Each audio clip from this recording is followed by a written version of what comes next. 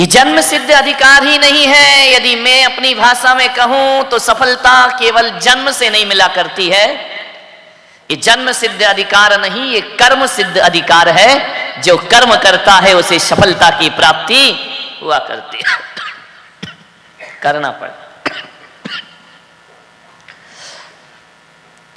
नाकामयाब के पीछे जो नाकामयाब लोग हो जाते हैं उसके पीछे कुछ चूक रह जाती है, कुछ कमी रह जाती है, जिसके कारण व्यक्ति अपने जीवन में असफलता को प्राप्त होता है। लेकिन नादान होते हैं वो लोग जो असफल होते हैं। वो अपनी कमियों को और अपनी गलतियों को तो नहीं देखते, बल्कि अपनी किस्मत पर उस बात को डाल दिया करते हैं कि मेरी किस्मत में ये नहीं, ऐसा कुछ नहीं है। हर चीज तुम्हारी किस्मत में है। क्या नहीं पा सकते? तुलसीदास ने कहा है, शकल पदार्थ या जगमाही कर्महीन नर पावत नाही। रिपीट हो रही आवाज। इस संसार में ऐसी कोई चीज नहीं है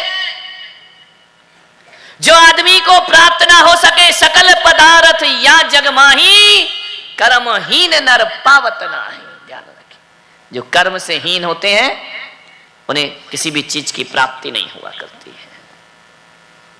एक बात याद रखना,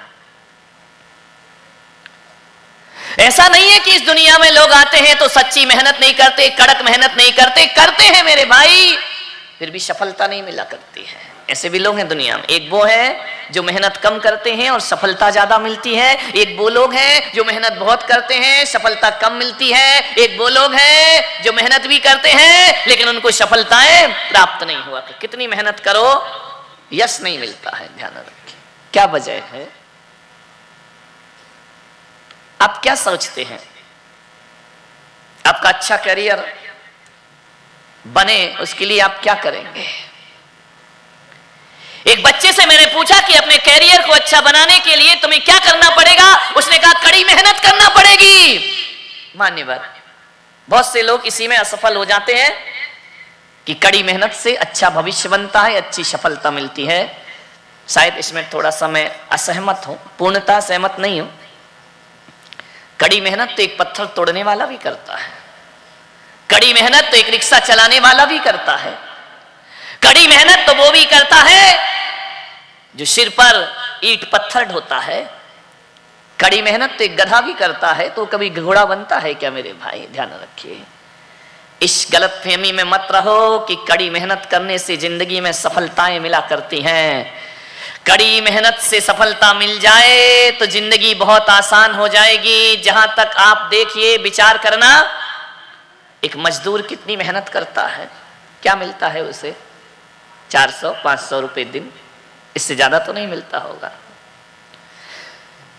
एक कारीगर, एक मजदूर, एक मकान बनाने वाला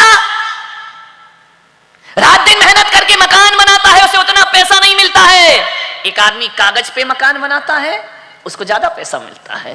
ध्यान रखिए, वो इतनी मेहनत नहीं करता जितनी वो कर रहा है। कागज पे पेंसिल से यदि आपने मकान बना दिया, नक्शा बना दिया और आर्किटेक्ट ने बना के आपको दे दिया, वो कितने कमाएगा? शायद मुझे मालूम है 10% तो लेते ही होगा। एक डिजाइन करने का, निर्माण का मजदूर को कितना % मिलता है? ध्यान रख, मेहनत मजदूर ज्यादा करता है, पैसा कागज में जो बनाता है उसे ज्यादा मिलता है। मान्यवर, आप सोचिए, यदि कड़ी मेहनत से सब कुछ मिल जाए तो हर आदमी दुनिया में अमीर हो जाएगा। ध्यान रखना। एक बार क्या हुआ, कोई आदमी यहां गया महाबलेश्वर घूमने, आया होगा मेरे सत्संग में, और बोले चलो अब इतनी दूर से आए हैं तो पूना से हैं तो वो भी देख आते हैं। जैसे ही महाबलेश्वर घूमने को गया, गाड़ी लेकर के गया, रास्ते में उसने बताया गाड़ी खराब हो गई। जंगल में गाड़ी खड़ी है, बहुत बुरी परिस्थिति है। जब आदमी घर से गाड़ी लेके चलता है तो ऐसा चलता कि हमसे बड़ा दुनिया में कोई है ही नहीं। लेकिन जब जंगल में खराब हो जाए तब पता पड़ता है कि वक्त पड़े बाका तो गधे को कहे काका। गधे को भी काका, मेरे बाप तू कुछ भी कर, इसको सही कर दे। मुसीबत के दिनों में आदमी को अपनी औकात पता चला करती है। परेशान हो गया कि अब इस गाड़ी को ठीक करेगा कौन? जंगल में गाड़ी खड़ी हो गई है, स्टार्ट नहीं हो रही है। उसने यहां वहां देखा, 3 किलोमीटर पैदल गया, कोई मिल जाए इस गाड़ी को सुधारने वाला। एक दूर जंगल में एक छोटे से गांव में एक मैकेनिक था, उसने कहा भाई मेरी गाड़ी, बोले मैं 3 किलोमीटर नहीं, अरे बोले तेरे हाथ जोड़ रहा हूं, पैर पड़ रहा हूं, जितना पैसा लेगा उतना दूंगा, तू चल के मेरी गाड़ी सही कर दे। उसने कहा चलो पैसा पूरा लगेगा, बोले पैसा पूरा दूंगा, तू चल के मेरी गाड़ी सही कर। गया, उसने बोनट खोला, गाड़ी को आगे पीछे देखा, उसने कहा क्या हुआ, स्टार्ट नहीं हो रही, बोले नहीं नहीं जान, चलते चलते ये गाड़ी रुक गई। उसने कुछ नहीं किया, मालूम है, उसने एक हथौड़ा उठाया और बोनट पे किसी जगह इतनी जोर से हथौड़ा मारा, गाड़ी स्टार्ट हो गई। अब गाड़ी स्टार्ट हो गई तो उसने कहा ला मेरे पैसे 2000 रुपए। अरे उसने कहा 2000 रुपए, ये हथौड़ा मारने का 2000 रुपए ले रिया है, ना तूने इसमें कोई मटेरियल लगाया है, ना कोई सामान लगाया है, एक हथौड़ा मारा है 2000 मांग रहा है। उसने कहा बाबूजी 2000 रुपए तो लगेंगे, मैंने कहा था पूरा पैसा लूंगा। अरे बोले जायज पैसा ले, ये क्या एक हथौड़ा मारने का तू 2000 रुपए मांग रहा है। उसने कहा बाबूजी यदि ऐसी बात है, हथौड़ा मारने का 2000 ज्यादा लग रहा है तो हथौड़ा तुम ले लेते हो, तुम ही मार देते, पता चल जाता कि कैसे गाड़ी स्टार्ट होती है। ध्यान रखिए मान्यवर, पैसा हथौड़ा मारने का नहीं है, पैसा हथौड़ा कहां मारने का है, इसके पैसा हुआ करता है मेहनत। ध्यान रखना, हथौड़ा मारने से कामयाबी नहीं मिलती है। कोई आदमी उठाए और मार दे हथौड़ा तो चलती गाड़ी बंद हो जाएगी मेरे भाई।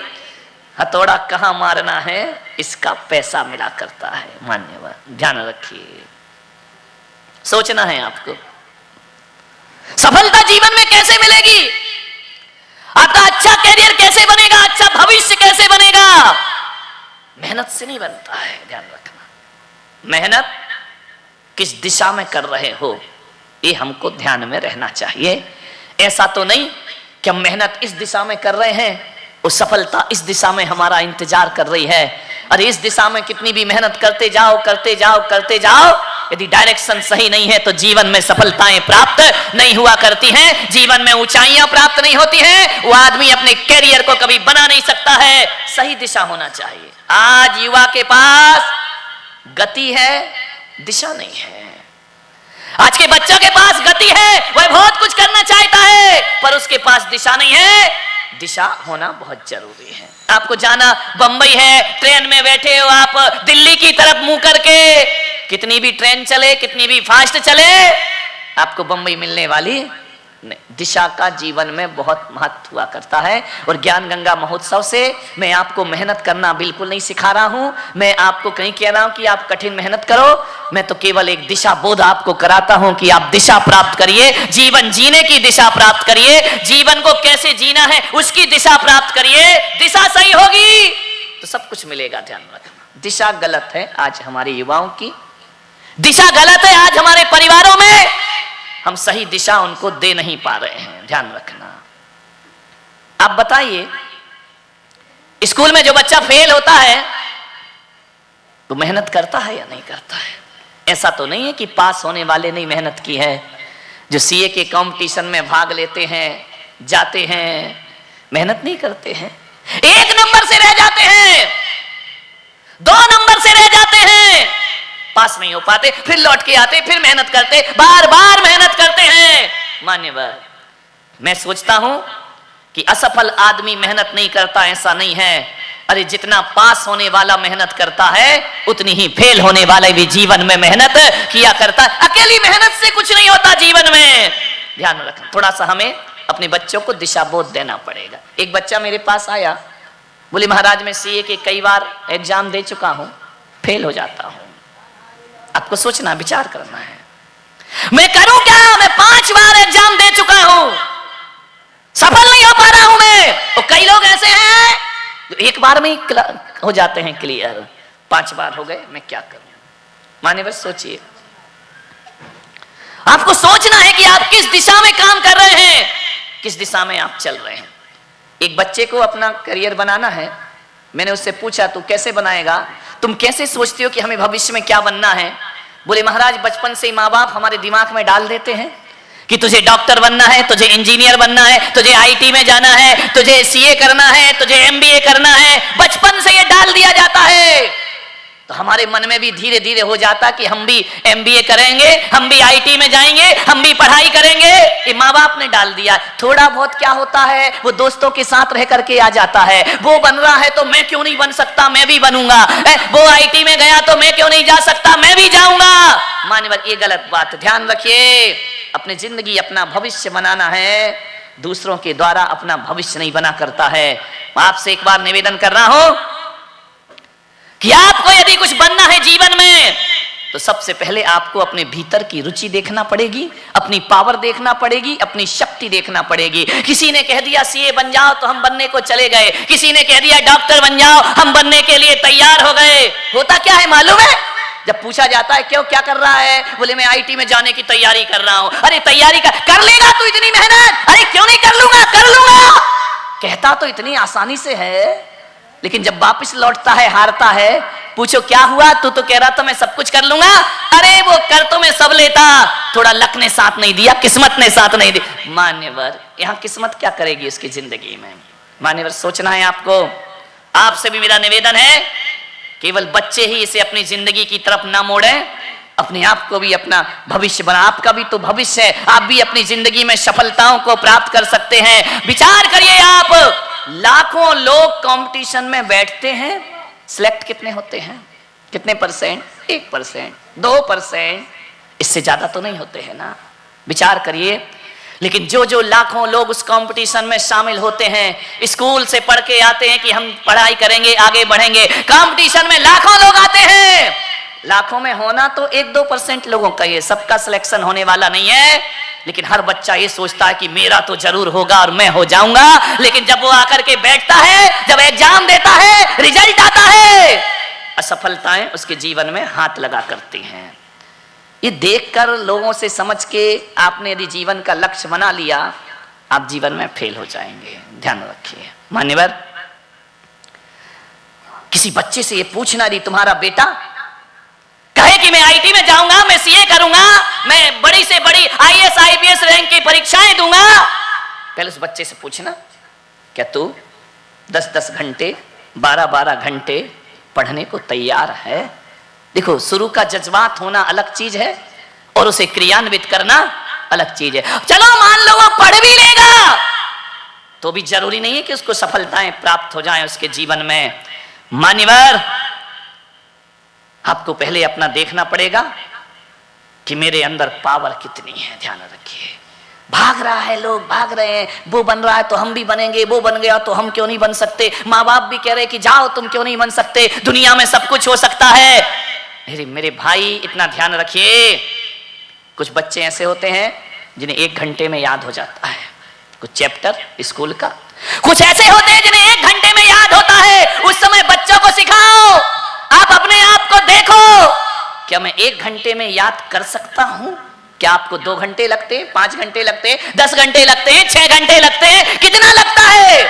यदि आपको 6 घंटे लगते हैं और कुछ बच्चे ऐसे जो 1 घंटे में याद कर लेते हैं, अब बताइए 6 घंटे वाला 1 घंटे से कितनी प्रतिस्पर्धा करेगा, कितना आगे बढ़ने का प्रयास करेगा, कितना आगे, कितनी मेहनत करेगा वो। मेरे भाई एक बात ध्यान रखिए, यदि लोग 1 घंटे में याद करते हैं और तुम्हें जीवन की ऊंचाइयों को प्राप्त करना है, यदि तुम में आधे घंटे में याद करने की शक्ति आती है, और ये शक्ति अपने आप नहीं आती है, एक प्रोसेस है, एक साधना है, एक तपस्या है।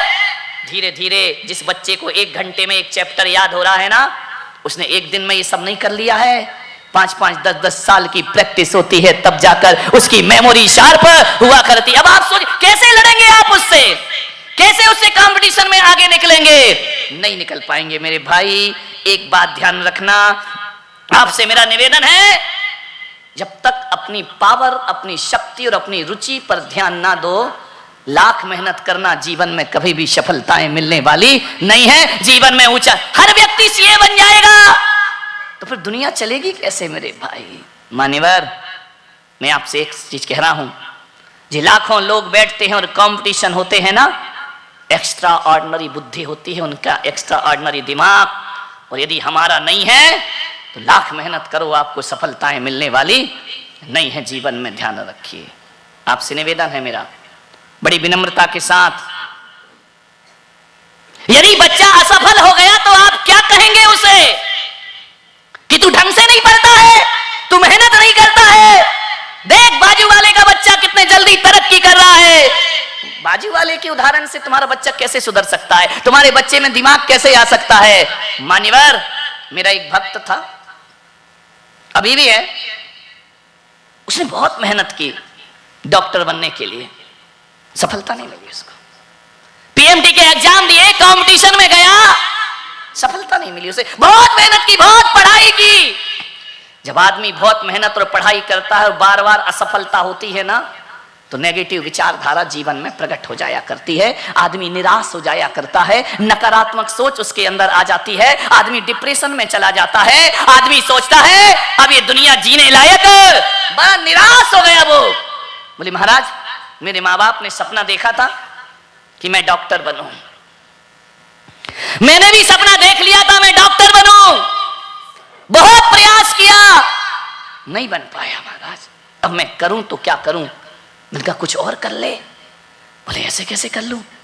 बनूंगा तो डॉक्टर ही बनूंगा। कितनी बार असफल हो गया वो लड़का, निराशा की आगोश में चला गया वो लड़का।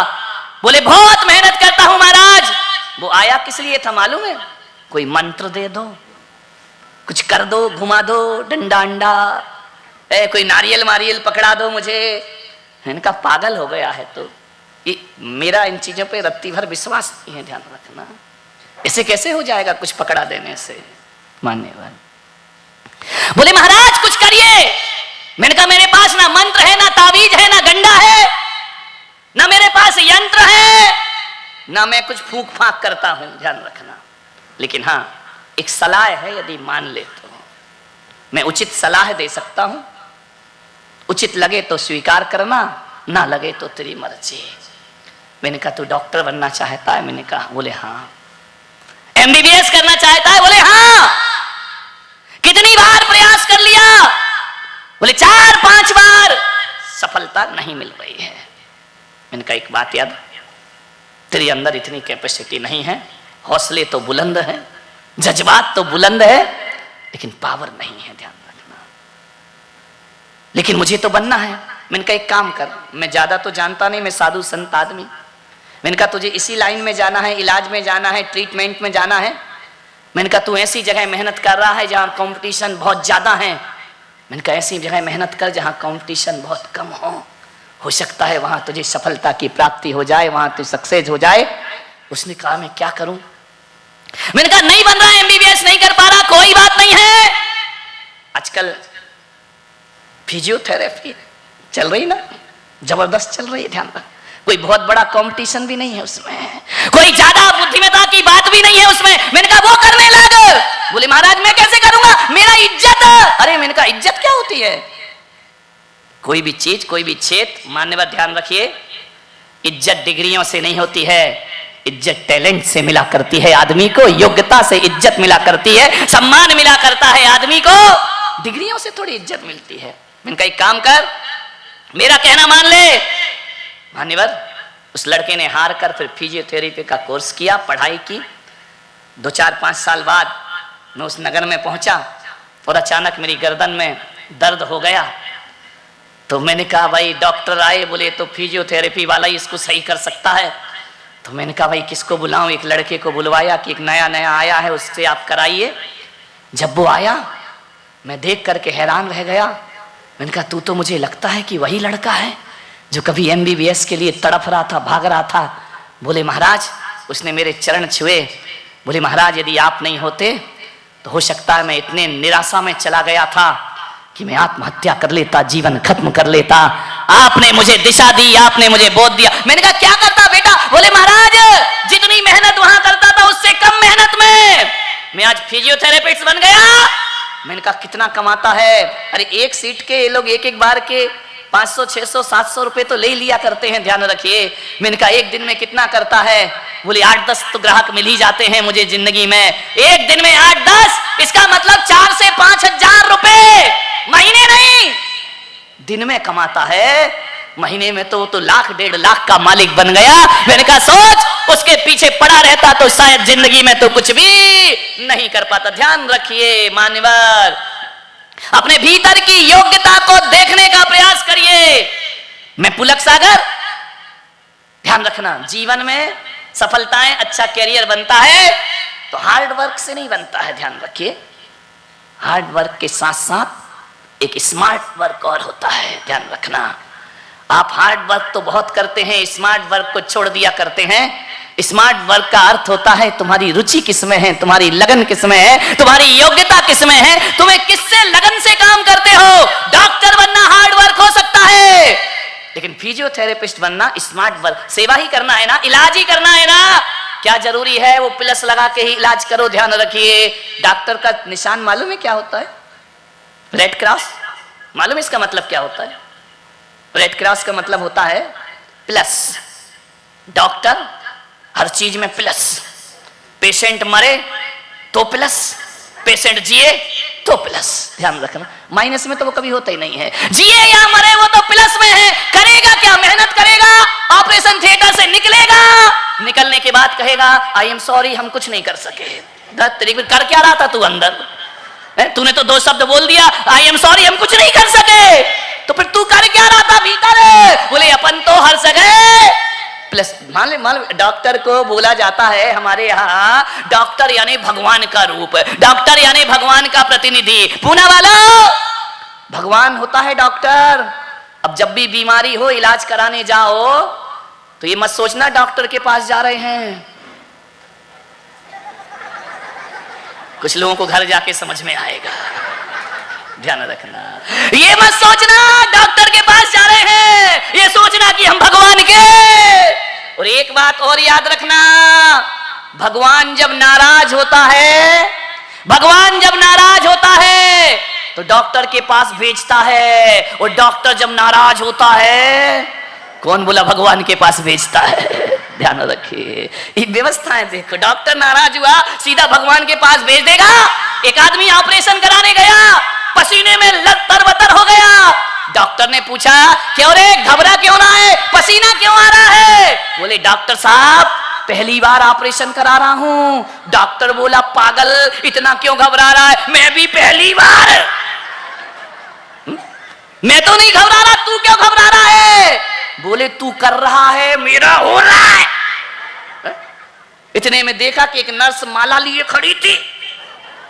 उस पेशेंट ने पूछा डॉक्टर साहब ये माला क्यों लिए है? बोले बेटा सफल हो गया तो मेरे गले में पड़ेगी। समझ गए क्या?